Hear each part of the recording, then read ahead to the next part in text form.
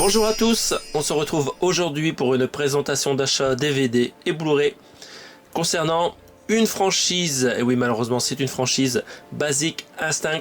Ils ont osé faire une suite, donc je vous remontre tout de suite ce que j'avais en collection. Bien sûr j'ai le film principal, le film de Paul Verhoeven avec Michael Douglas et Sharon Stone dans une édition steelbook splendide, avec ici un débossage vraiment complexe, hein. On dirait que le steelbook est cassé, alors là il est super emballé pour le protéger. Donc voilà, j'avais cette édition, aujourd'hui difficilement trouvable je pense.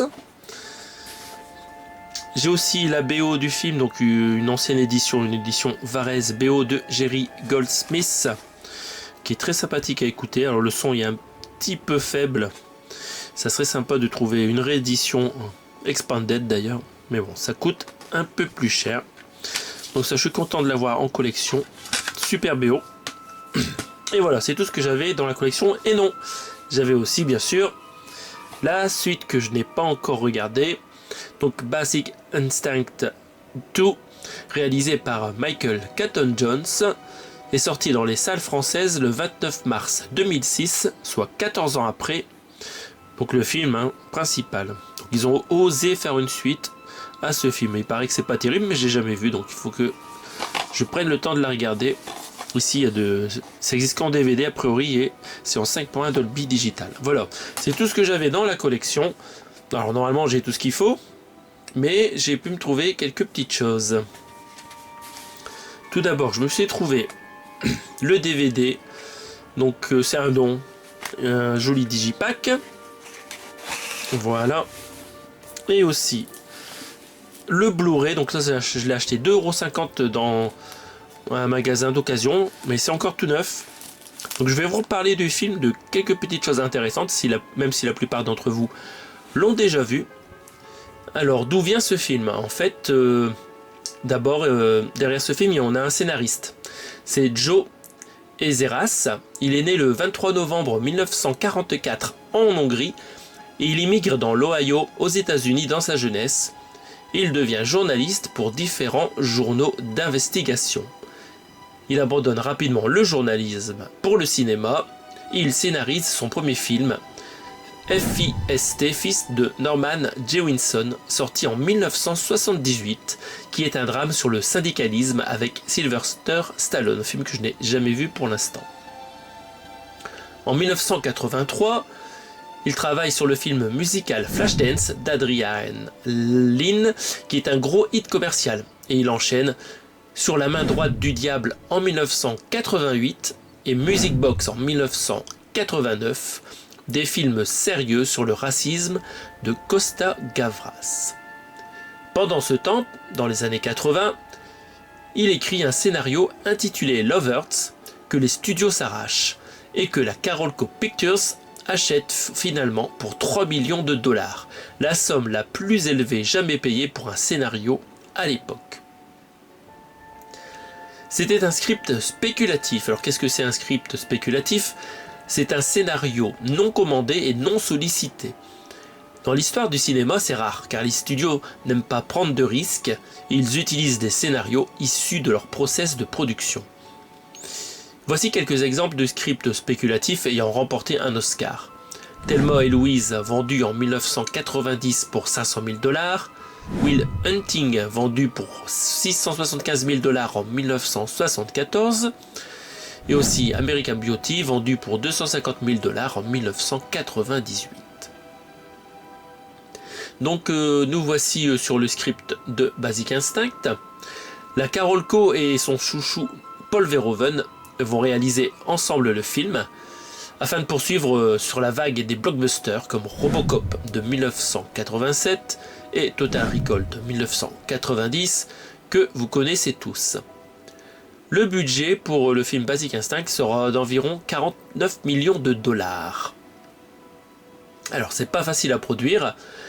Paul Verhoeven et le scénariste se fâchent pendant la finalisation du scénario à propos d'une scène de lesbianisme. Le réalisateur fait alors appel à l'aide d'un script docteur, Gary Goldman, co-auteur du scénario du film Les aventures de Jack Burton dans les griffes du mandarin de John Carpenter. Vous pouvez en apprendre plus sur cet artiste d'ailleurs dans le livre créé par Mr. Paradise, si vous avez la chance d'en trouver un sur les sites de revente, ou si vous soutenez l'éditeur Paradise Edition sur Ulule. En effet, actuellement, il y a une collecte pour sortir un livre sur le film Christine de John Carpenter, toujours en attente de contributeurs. Et si ce projet fonctionne, une réédition améliorée de Jack Burton pourra aussi être produite et vous pourrez alors l'acheter. Donc n'hésitez pas à soutenir l'éditeur sur son nouveau projet si vous aimez John Carpenter ou les belles bagnoles. Mais revenons au scénariste Gary Goldman, qui était déjà aussi intervenu sur le précédent film de Paul Verhoeven, Total Recall en 1990, pour améliorer le script de Ronald Suchet et Dan O'Bannon. Mais finalement, c'est très mauvais et il ne reste presque rien de ce travail, et le film est uniquement attribué à Joe Esteras dans les crédits. Pour la photographie, le réalisateur fait embaucher son compatriote Jan de Bont, qui n'avait jamais travaillé pour le studio Carolco, mais qui connaissait le réalisateur grâce au tournage des films de Verhoeven pendant sa période hollandaise. Donc Jan de Bont, avant de venir sur le film Basic Instinct, juste avant, il avait participé au tournage du film L'expérience interdite de Joel Schumacher en 1990, un film de science-fiction explorant la question de la frontière entre la vie et la mort, et aussi il avait participé à la photographie du film À la poursuite d'Octobre Rouge de John McTiernan en 1990, un gros film d'action dans un sous-marin russe. Pour le casting de ce film, je vais vous rappeler rapidement les différentes personnes importantes qu'on a pu voir. Donc bien sûr, il y a Michael Douglas qui interprète l'inspecteur Nick Curran. Il avait joué précédemment dans la comédie noire La Guerre des Roses de Danny DeVito en 1989 face à Kathleen Turner.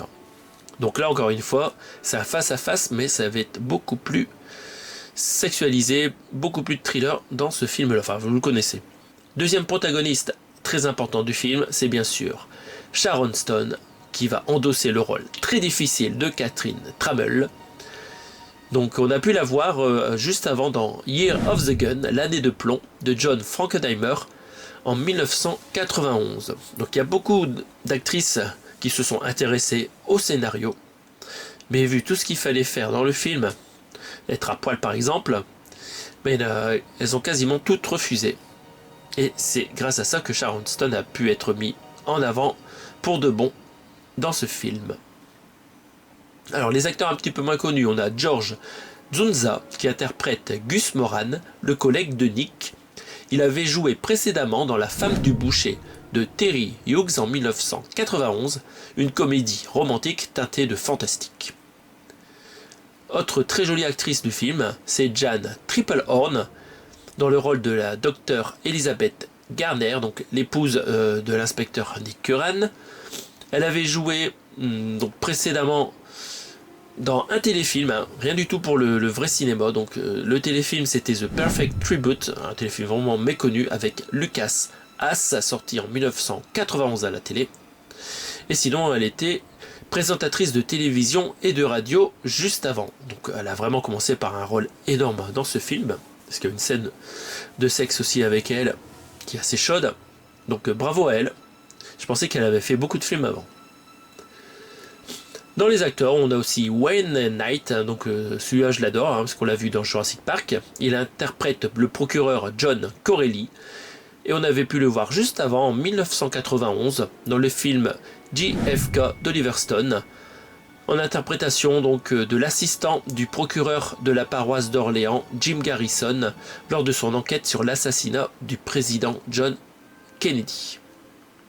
Donc voilà, on a fait le tour des personnages les plus importants. Le tournage du film se déroule du 5 avril au 28 juin 1991 en Californie, et notamment à San Francisco et à Carmel by the Sea. Et Verhoeven confie la composition de la musique à Jerry Goldsmith, qui a déjà travaillé pour la Carolco, et aussi donc le réalisateur, sur Total Recall en 1990. Et pour Basic Instinct, il arrive à nous produire une musique très inquiétante.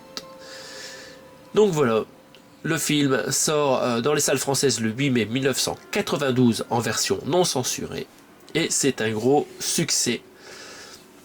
et les gens retournent voir le film pour essayer de voir ce qui se passe entre les jambes de l'actrice principale. Oh les petits cochons. Et oui, qui n'a pas fait pause sur la VHS à l'époque où c'était disponible dans les magasins. Je pense que on y a tous succombé. Donc voilà, on va regarder un peu ces éditions. Moi je commence par le Blu-ray, alors c'est tout neuf. Donc pourquoi je me suis acheté le Blu-ray alors que j'ai déjà le 4K, le Steelbook 4K.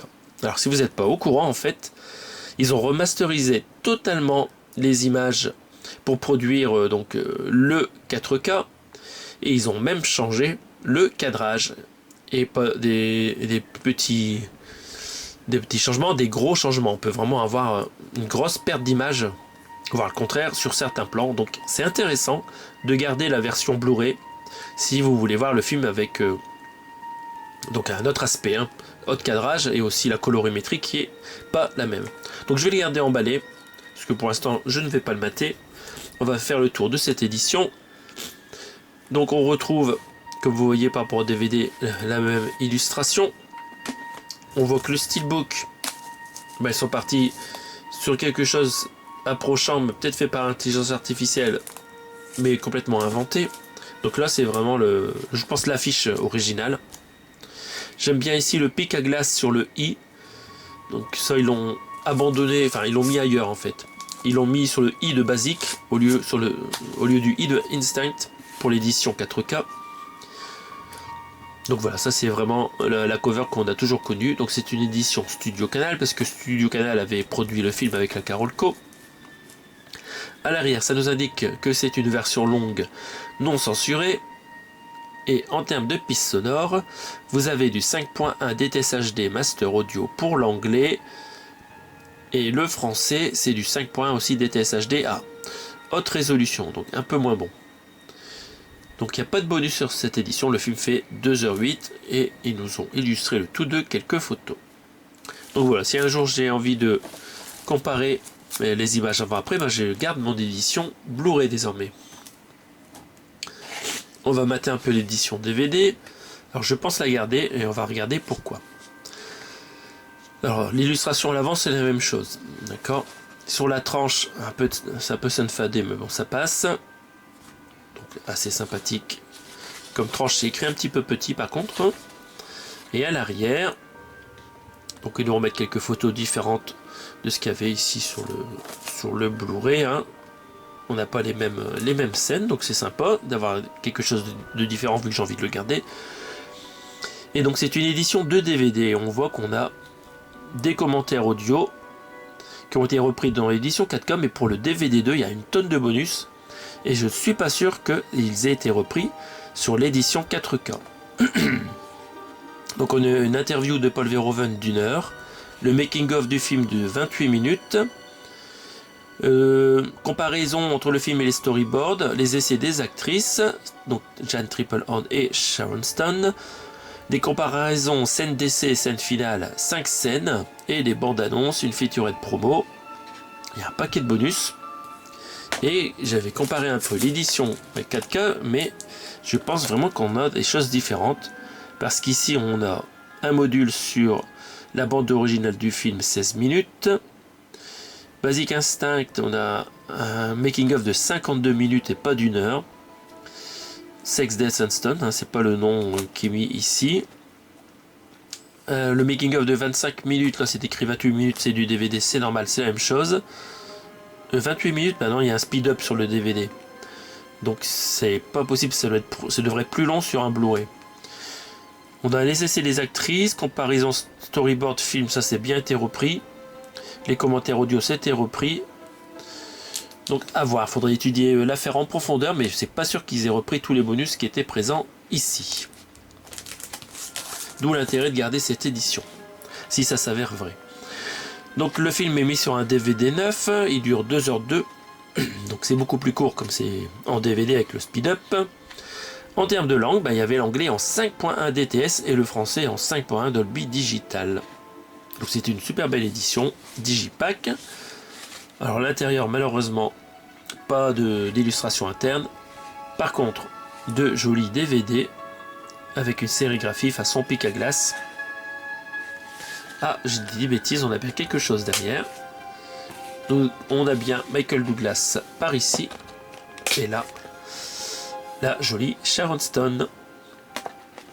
Donc voilà, jolie édition.